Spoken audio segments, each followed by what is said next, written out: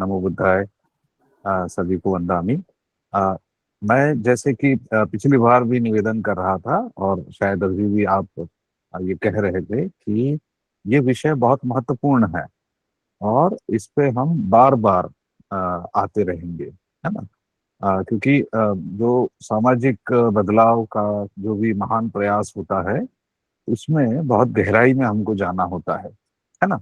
विस्तार में तो हम जाते ही हैं, बहुत सारी चीजों को एक साथ करते हैं और कुछ एक केंद्रीय बात होती है जो कि बाकी सारी चीजों पे आच्छादित हो सकती है, होती ही है, और वो उसको प्रेरणा देती है। और जब भी हम किसी गहरे अ, प्रयास में जुड़ रहे होते हैं, उसके लिए जो सृजनात्मक प्रेरणाएं हैं उनको संगठित करना सबसे बड़ी चुनौती होता है ना।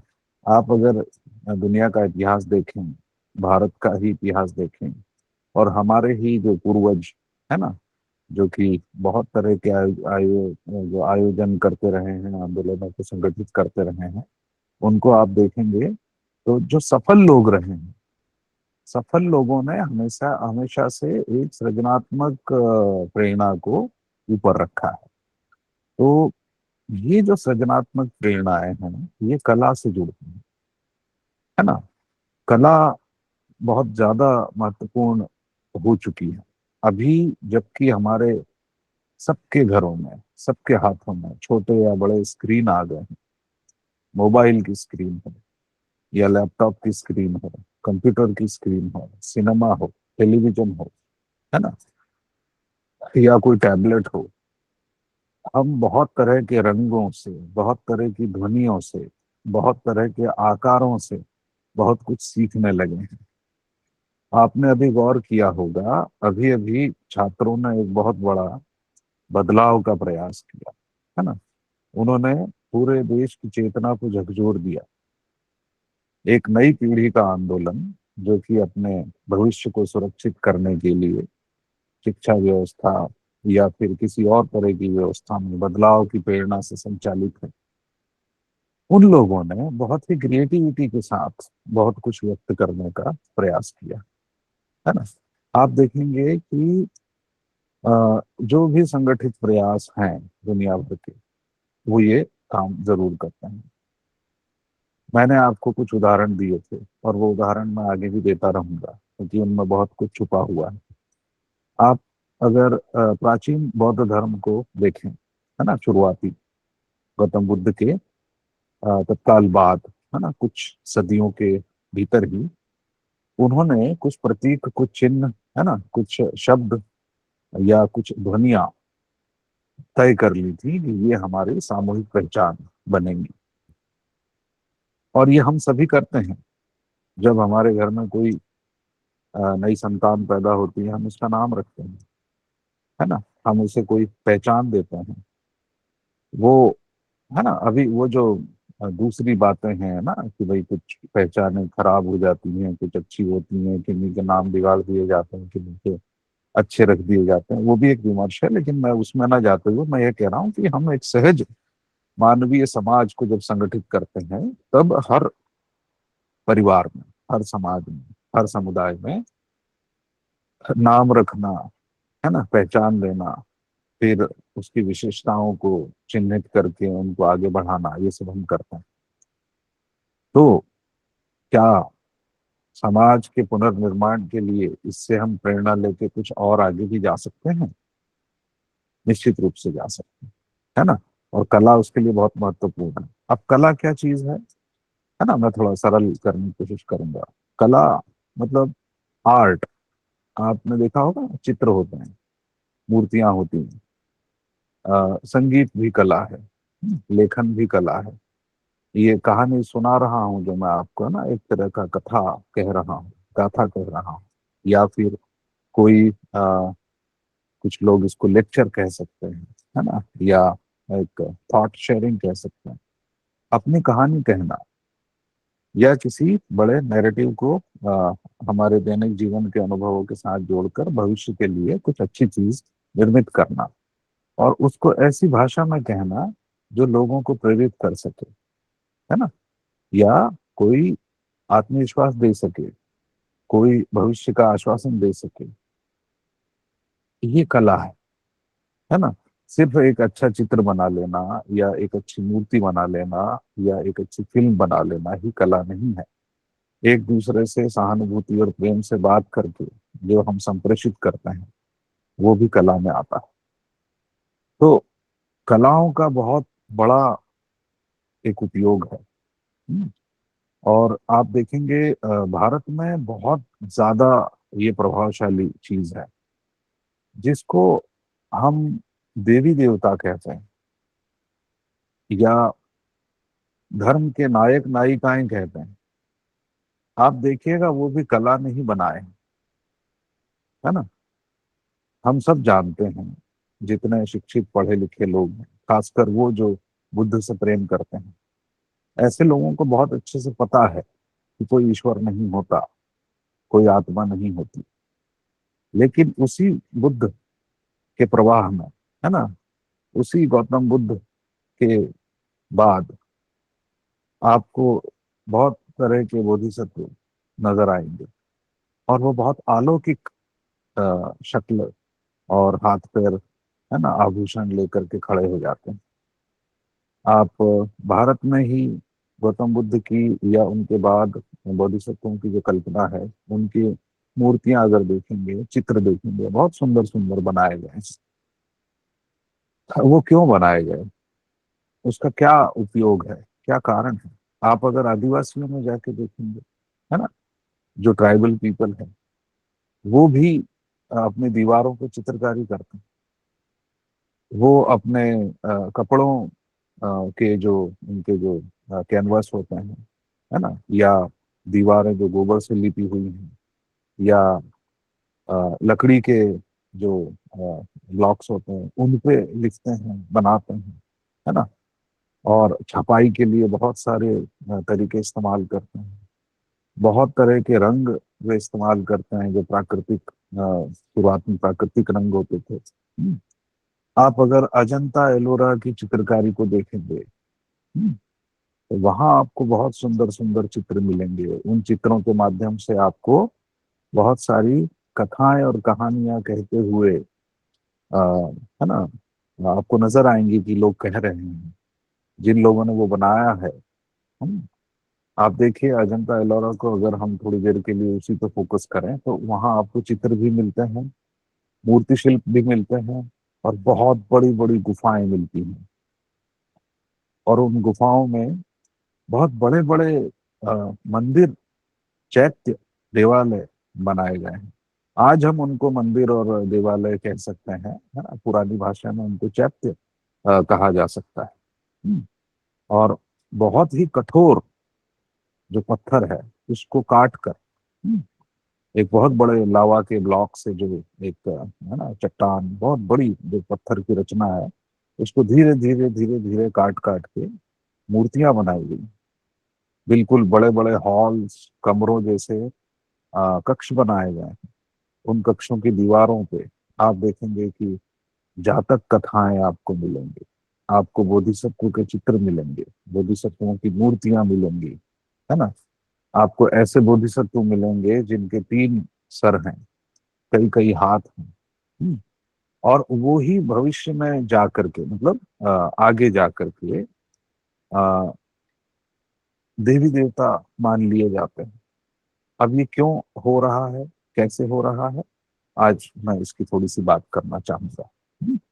इससे मदद मिलेगी भविष्य की बातचीत को समझने के लिए। कला या आर्ट एक पावरफुल चीज है।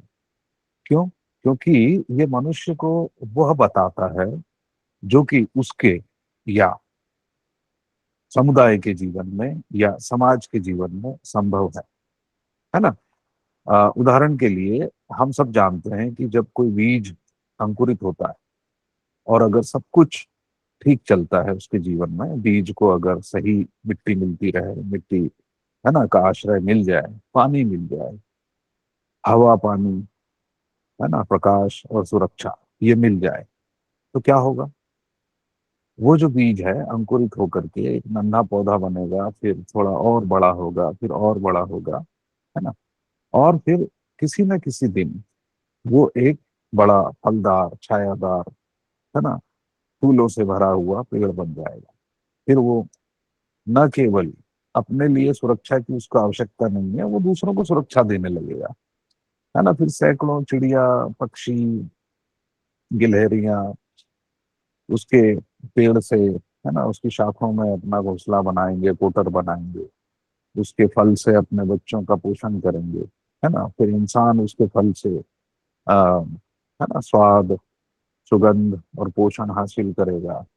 और उन लकड़ियों में, उन टहनियों में आपको बहुत तरह के रंग नजर आएंगे, जो कि कई कवियों को हो सकता है कविता लिखने की प्रेरणा दे।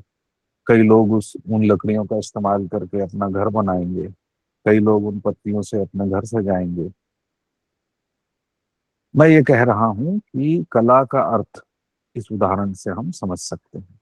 अगर छोटा सा नन्हा सा बीज है ना, या एक छोटा सा पौधा है, वो अभी शुरुआती अवस्था में, जीवन की शुरुआती अवस्था में, उसके सामने अगर ऐसा कोई प्रतीक रखा जाए, ऐसी कोई वस्तु, चिन्ह, सिंबल, या कोई भी ऐसा संदेश देने वाला ऑब्जेक्ट, है ना, या ध्वनि रखी जाए, जो कि उसको उसके संभावित भविष्य भविष्य की महानता के बारे में कुछ अच्छा बताए, तो वो कला है ना। ये थोड़ा जटिल है, लेकिन मैं तो, है ना, थोड़ा आसान करने की कोशिश करता हूँ। जैसे एक पेड़ है ना, छोटा सा पौधा है, भविष्य में वो पेड़ बनेगा, बड़ा पेड़ बनेगा, और वो उसकी संभावना है, और वो उसकी सहज संभावना है।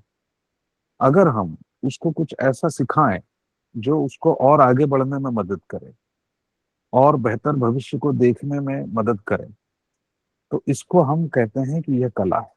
जैसे उदाहरण से समझिए, अगर एक एक छोटा बच्चा है इंसान का, वो अभी दो पैर पे चलना सीख रहा है। अब हम उसको डांस दिखाते हैं, है ना। अब डांस कोई ऐसी चीज नहीं है जो कि मनुष्य के लिए असंभव है ना। वो उसकी संभावना है। वो जो बालक है, बालिका है, बच्चा है, वो जब बड़ा होगा तो निश्चित रूप से वो चलना सीखेगा, दौड़ना सीखेगा, है ना। बहुत भारी बोझ उठा करके भी वो चलेगा, काम करेगा।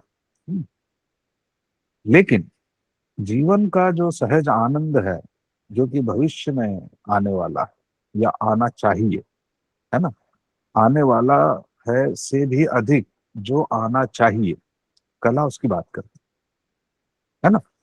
तो मान लीजिए कि एक छोटा सा बच्चा है, वो दो पैरों पर चलना सीख रहा है, और हम समाज में उसको डांस सिखाते हैं। आप देखिएगा आपके गली मोहल्लों में, शहरों में भी डांस की क्लासेस हैं, है ना, म्यूजिक की क्लासेस हैं, चित्रकारी की क्लासेस हैं।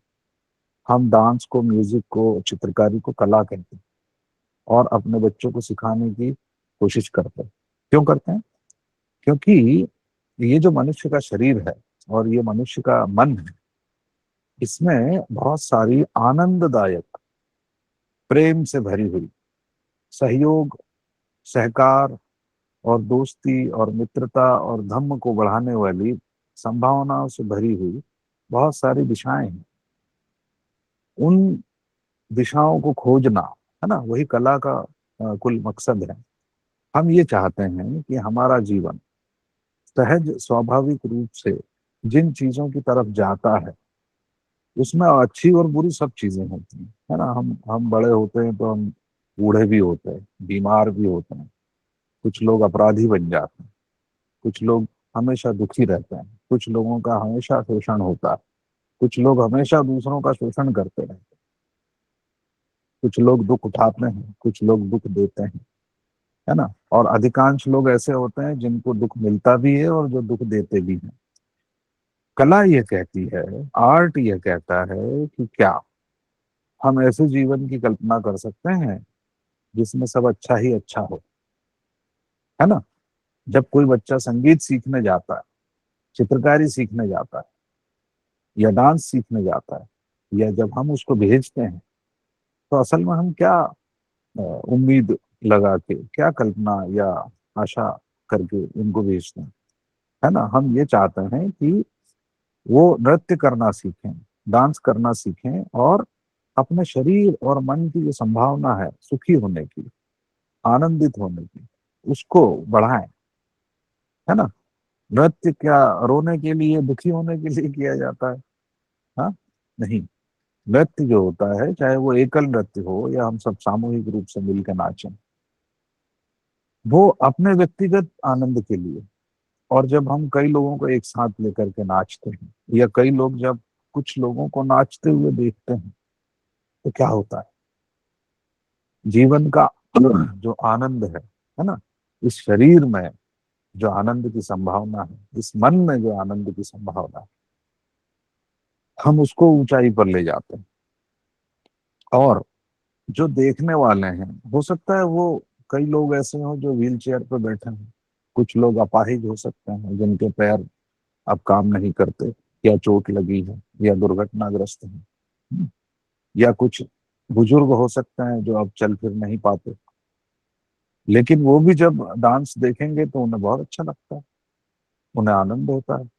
हम फिल्मों के गीत देखते हैं, उसमें बहुत कुछ होता है, डांस भी होता है, उसमें बहुत सुंदर कपड़े भी होते हैं, है ना। स्त्री पुरुषों का बहुत सुंदर मेकअप होता है, उनके चेहरे सजाए जाते हैं, है ना। उनके पीछे जो बैकग्राउंड बनाया जाता है, सुंदर सुंदर पहाड़ होते हैं, नदी होती है ना। ये सब क्या है? ये कला है। ये क्यों है? ये इसलिए है क्योंकि हम अभी जो हमारा जीवन है उससे संतुष्ट नहीं है, होना भी नहीं चाहिए, है ना। सारे संगठित प्रयास इसी आशय से होते हैं कि अभी का जो जीवन है वो ठीक नहीं है ना, उससे बेहतर कुछ हो सकता है। इसीलिए तो हम यहाँ इकट्ठे होते हैं, या कहीं भी इकट्ठे होते हैं, या कोई भी प्रयास करते हैं, चाहे वो व्यक्तिगत हो या सामूहिक हो। तो हम हमेशा, है ना, ये मनुष्य मात्र के बारे में है, और न केवल मनुष्य के बारे में है, बल्कि आप दूसरे पशु पक्षियों में भी देखिए।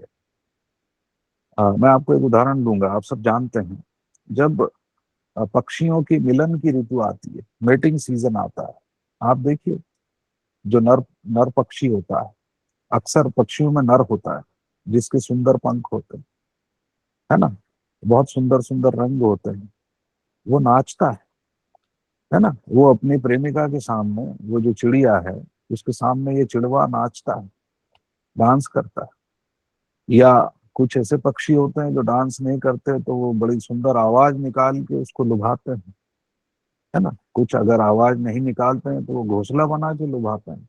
आपने देखा होगा, जो नर पक्षी है चिड़वा, वो चिड़िया को रिझाने के लिए घोंसला बनाता है, या फिर किसी पेड़ के तने में छेद करके, है ना, उसमें गड्ढा बना के कोटर बनाता है। क्यों? वो अपनी कला का प्रदर्शन कर रहा है, ठीक है। तो मनुष्य हो या पशु पक्षी हो, है ना, मैंने पक्षी का उदाहरण दिया, आपको ये पशुओं में भी मिलेगा, जानवरों में, आपको ये पेड़ पौधों में भी मिलेगा। उनके उनका जब, है ना, परागण की ऋतु आती है, अब जो फूल है ना, पुष्प, है ना, जो फ्लावर है, क्या है? वो असल में पेड़ पौधों का प्रेम करने के अंग हैं, उनके उनके लैंगिक अंग हैं, है ना, जिनसे वो पराग को एक फूल से दूसरे फूल में ट्रांसफर करते हैं, और कितने सुंदर रंग लेकर के आते हैं, कितनी खुशबू लेकर के आते हैं, है ना। हम इंसानों को लगता है कि ये फूल सुंदर है हमारे लिए, इसकी खुशबू हमारे लिए है, या किसी देवी देवता या महापुरुष का अभिनंदन करने के लिए। ऐसा नहीं है। वो पेड़ पौधे अपने नए बच्चों को पैदा करने का आयोजन कर रहे हैं, सृजन कर रहे हैं। अब वो सृजन, चाहे वो अगली पीढ़ी का हो, नए बच्चों को जन्म देने की तैयारी हो, पशु पक्षी में, पेड़ पौधों में, या मनुष्य में, सब कलाकार बन जाते हैं। आप खुद देखिए, आपके जीवन में जब प्रेम आता है, आप गुनगुनाने लगते हैं, आप गाने लगते हैं, आप सुंदर फूल, है ना, अच्छे कपड़े पहन के पेश होते हैं किसी के भी सामने जिसको आप पसंद करते हैं, या जो आपको पसंद करता है या करती है। तो व्हाट डज इट मीन, है ना, एसेंशियली जो भी सुख या जीवन का आनंद है ना, जो जीवन की पूर्णता है, जीवन में एक अच्छे भविष्य का जो अनुष्ठान है, वो कला के माध्यम से होता है, तो कलात्मक अभिव्यक्ति के माध्यम से होता है। और उसको अगर हम नहीं समझ पाए तो हमारे सारे प्रयास बहुत रूखे सूखे हो जाते हैं, है ना। और रूखी सूखी चीजों को फिर लोग पसंद नहीं करते। आप खुद देखिए, आप अपने आसपास ऐसी परंपराओं को देखेंगे जहां पे बहुत कुछ नाच गाना चलता है, बहुत कुछ रंग और, है ना, संगीत और भोजन और खुशबुएं, है ना, श्रृंगार, ये चलता है। हमारी जो स्त्रियां हैं, हमारे जो बच्चे हैं, हम खुद उससे आकर्षित होते हैं, है ना। आपके मोहल्ले में अगर कोई अ, रंगमंच, है ना, कोई नाटक हो रहा है जिसमें रंग बिरंगे कपड़े पहन के लोग कुछ डायलॉग बोलते हैं, कुछ गीत गाते हैं, कोई संदेश देते हैं, वो संदेश ज्यादा गहराई से लोगों के मन में प्रवेश करेगा। अगर आप सिर्फ, है ना, अपने मुंह से बोलते ही रहते हैं, है ना, जैसे अभी मैं बोल रहा हूँ, बहुत लोग नहीं समझ पाते हैं इन बातों को, है ना। अगर कोई इसको गा के समझाएगा, कोई इसको डांस में बदल देगा, कोई इसको चित्र में बदल देगा, है ना, कोई अगर इसको एनिमेशन में या कार्टून में बदल देगा या बदल देगी, है ना, तो ये बात बहुत दूर जाएगी। इसलिए, और ये हर परंपरा में, हर समुदाय में, हर दौर में, हर देश में, हर महाद्वीप में ये बात स्वीकार की गई है ना। तो मैंने बात अपनी शुरू की थी कि कला बहुत महत्वपूर्ण है, और उसने ही ये तथाकथित देवी देवता पैदा किए हैं। मैं एक भारत की विशेषता आपको बता रहा था, इसके बारे में बहुत ज्यादा बात नहीं की जाती है, लेकिन करनी चाहिए, हमें करनी चाहिए। अभी हम भारत में जितने देवी देवता देखते हैं, किसी भी धर्म के हैं, है ना, बहुत सारे धर्म है भारत में, और न केवल देवी देवता, या इवन आप तीर्थंकर, जो जैन परंपरा के तीर्थंकर हैं, है ना, उनके जो धार्मिक गुरु हैं, या आप किसी और भी आदिवासी परंपराओं में आप देख लीजिए, या ईसाई परंपरा में आप देख लीजिए, उन्होंने बहुत सुंदर चित्रों के माध्यम से संदेश देने की कोशिश की है।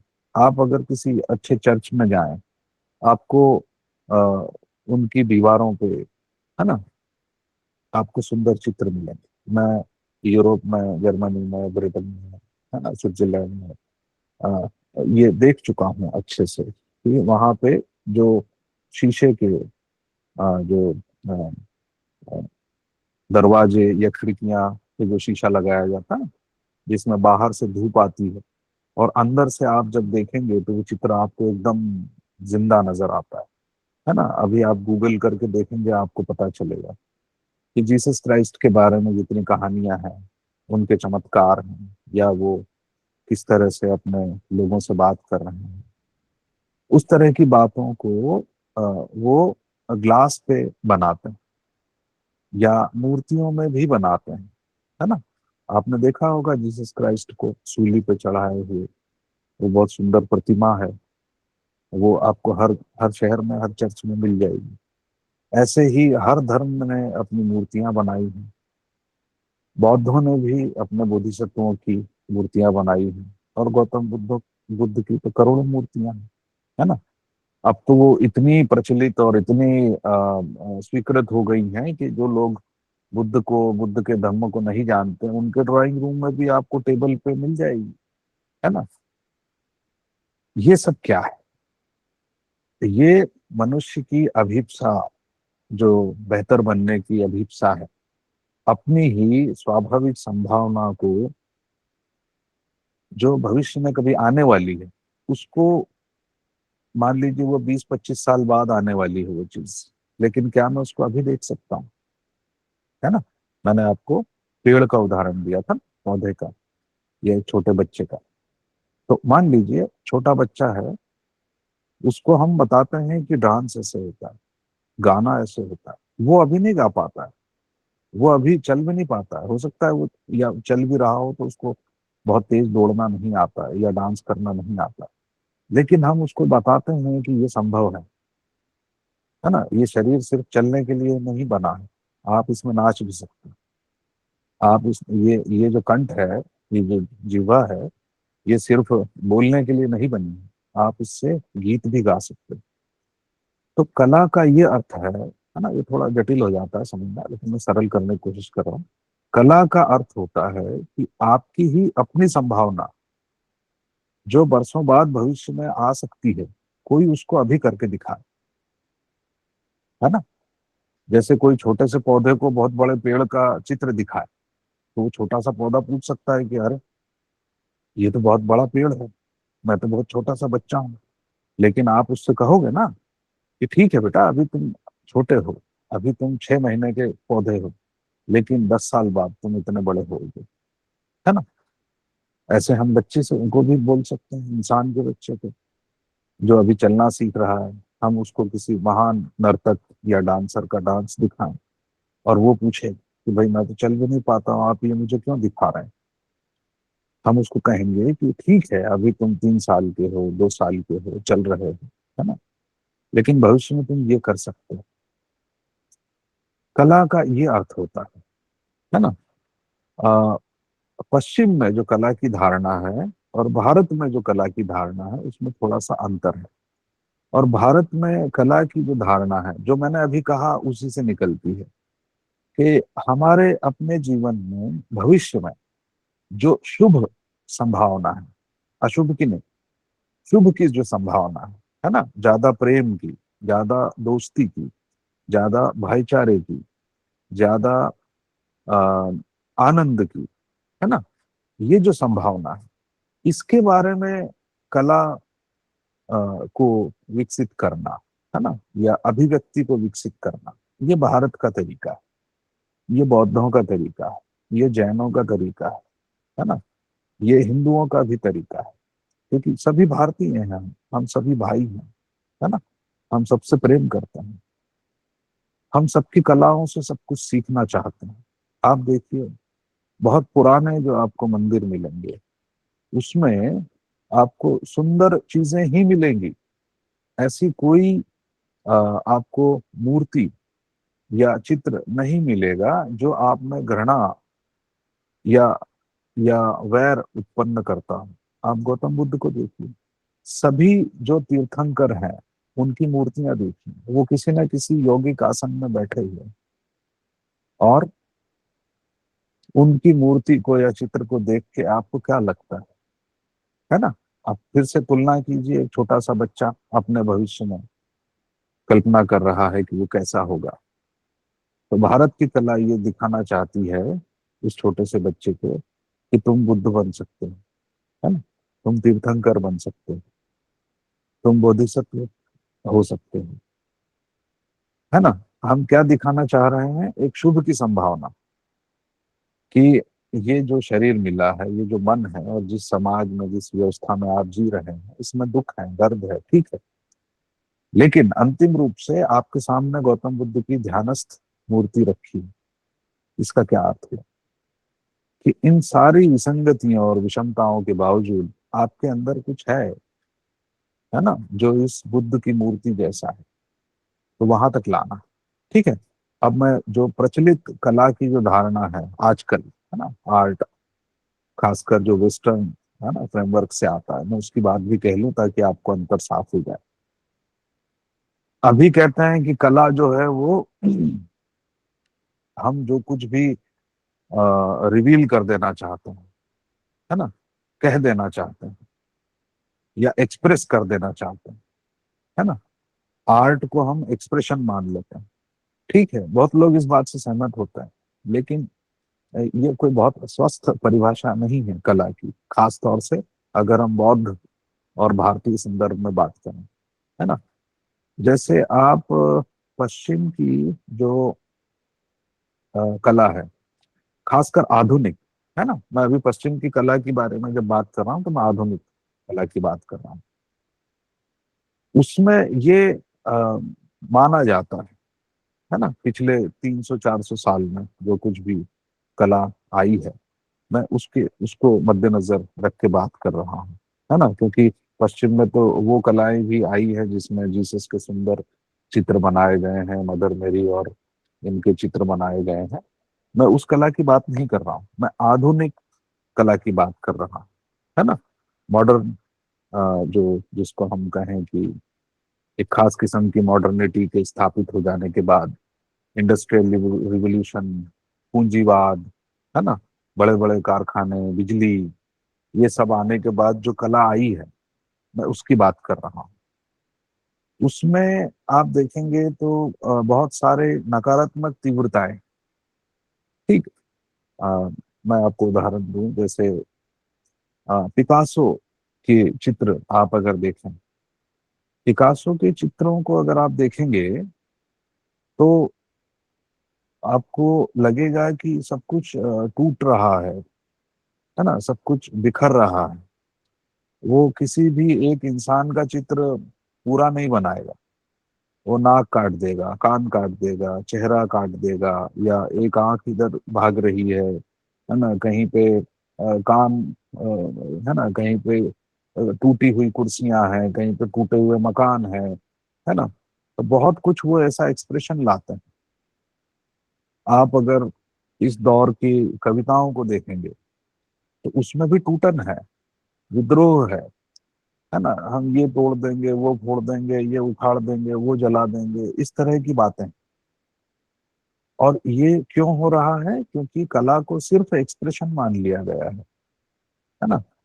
आप अ, अगर ध्यान दें तो इस मेरे वक्तव्य की शुरुआत में मैंने कहा था कि हमारे भीतर जो शुभ है, जो अच्छा है, उसको विकसित करना भारत के लिए कला है। ध्यान रखिएगा।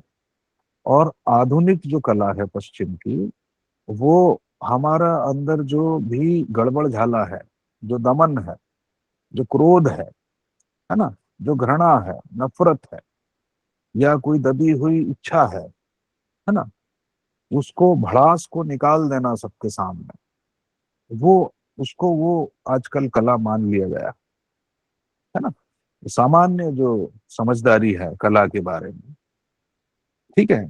आजकल आप वो बच्चों का रैप सॉन्ग सुनते हैं, बहुत तेजी से बोलते जाते हैं और फिर हाथ पैर ऐसे हिलाते हैं जैसे किसी को घूसा मार रहे हैं, लात मार रहे हैं, है ना।